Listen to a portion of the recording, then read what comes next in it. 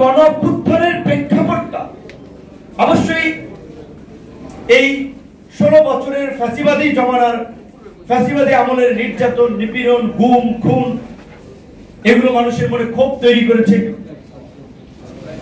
এগুলো মানুষকে ক্ষুব্ধ করেছে, মানুষের মধ্যে অত্যাচার, নির্যাতন কিছু ক্ষেত্রে প্রতিরোধ করতে শিখিয়েছে। যেভাবে আমরা 2018 সালে যখন কোটা সংস্কার আন্দোলন করেছিলাম, আমরা সরকারি চাকরির বৈষম্য নিরসনের জন্য আন্দোলন করেছিলাম। তো আমরা কি চাকরিতে ঢুকেছি? আমরা কি 18 সালে আমাদের যখন দাবি দেওয়া মেনে নেওয়া হয়েছিল প্রথম এবং দ্বিতীয় শ্রেণীর চাকরিতে, আমরা কি আন্দোলন বাদ দিয়ে দিয়েছি? বরঞ্চ কোটা সংস্কার আন্দোলনের পরে আমরা যখন ঢাকা বিশ্ববিদ্যালয়ের ডাকসু নির্বাচন পেয়েছি, নিজেদেরকে আরেকটু প্রাতিষ্ঠানিকভাবে সংগঠিত করার চেষ্টা করেছি। ডাকসু নির্বাচনের পরে ধারাবাহিকভাবে রাজনৈতিক সংগ্রামের মধ্যে দিয়ে একটা রাজনৈতিক দল তৈরি করেছি এবং এই 2018 সালে কোটা সংস্কার আন্দোলনের মাঝে আপনারা জানেন একটা নিরাপদ সড়ক আন্দোলন, যেটাকে অনেকে বলেছিল কিশোর বিদ্রোহ।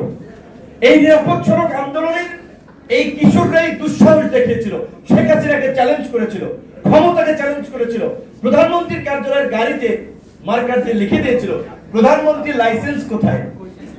দেখেছেন অনেক বড় বড় নেতা, পুলিশের পদস্থ কর্মকর্তা গায়ে লাইসেন্স নেই, কাগজ নেই, ছাত্ররা সড়কে নামাইয়া তাকে হাঁটায় নিয়েছে এবং ওই ছাত্ররাই প্ল্যাকার্ড তুলেছিল রাষ্ট্র সংস্কার চাই, রাষ্ট্র মেরামত চাই।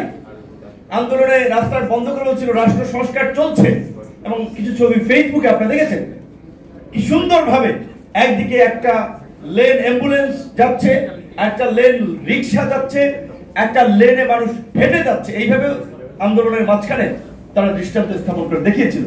সত্যিকার অর্থেই এই ছাত্রদের প্ল্যাকার্ড থেকেই, এই ছাত্রদের স্লোগান থেকেই আমাদের মনে রাজনৈতিক আকাঙ্ক্ষা জন্ম নিয়েছে যে না, আমাদের ছোট ভাইয়েরা, আমাদের কিশোরেরা, তরুণেরা যখন বলছে রাষ্ট্র মেরামত করবে, রাষ্ট্র সংস্কার করবে, তখন আমাদের কাছে মনে হয়েছে যে আমরা চেষ্টাটা করে দেখতে পারি।